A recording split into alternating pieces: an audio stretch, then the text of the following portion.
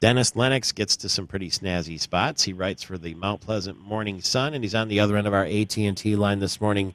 From where? Good morning, Michael Patrick from merry old England. I just left Runnymede, which is about an hour from London on the River Thames, near the famed Windsor Castle, where today was the 800th anniversary of Magna Carta, or the Great Charter. And I understand you're writing about this for the Detroit News. You can be read in that paper as well as the Mount Pleasant Morning Sun, but you could potentially fly a nonstop on Virgin Atlantic Airways home from England back to Michigan now if you wanted to. I flew Virgin Atlantic over here, but not from Detroit. It's a good soft product. I think they've got great marketing. Their hard product is not, in my opinion, as good as Delta. Delta has a better in-flight business class experience. But, hey, it's great to see more options at Detroit Metro. What do you mean soft product? Well, you know, the marketing, the sort of experience that they give you, the level of service, but the actual physical hard product, the seats, for example, and Delta, if you go for business class, are much better than Virgin.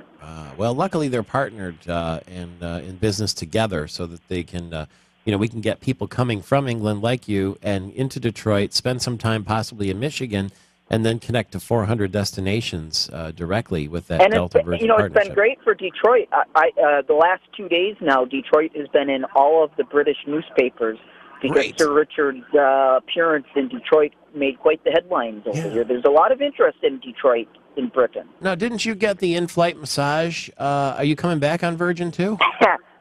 Yeah, I don't quite know about the in-flight massage. I did get to stay at Windsor Castle on Saturday night with the Queen, and actually ran into Prince Philip, His Royal Highness, yesterday. Are you making this up? No, I'm not making this up. I was just happening to go through a stroll on the grounds of Windsor Castle when this matte green Land Rover came up behind me, and there was this elderly gentleman driving it who gave a friendly wave, and it was him. Oh, be darned. Now, how do you get to stay at Windsor Castle?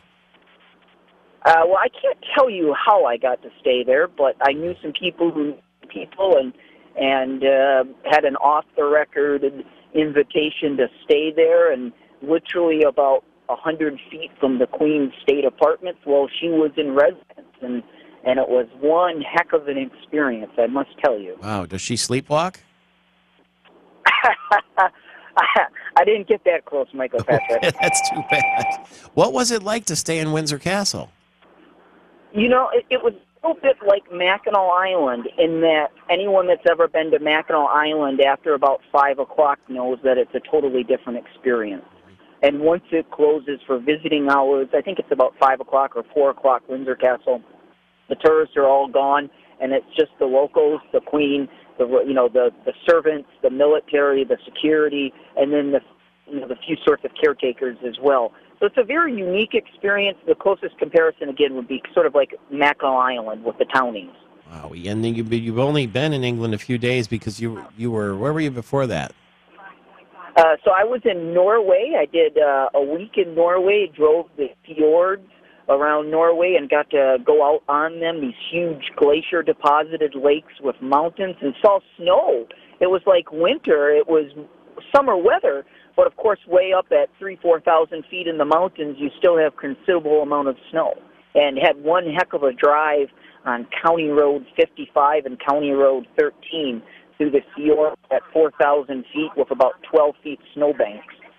Well, it's amazing, and most people, when they hear about documents like the Magna Carta, they think of that National Treasure movie or those other sort of intriguing, mysterious pictures. Can you actually look? Can you view the Magna Carta?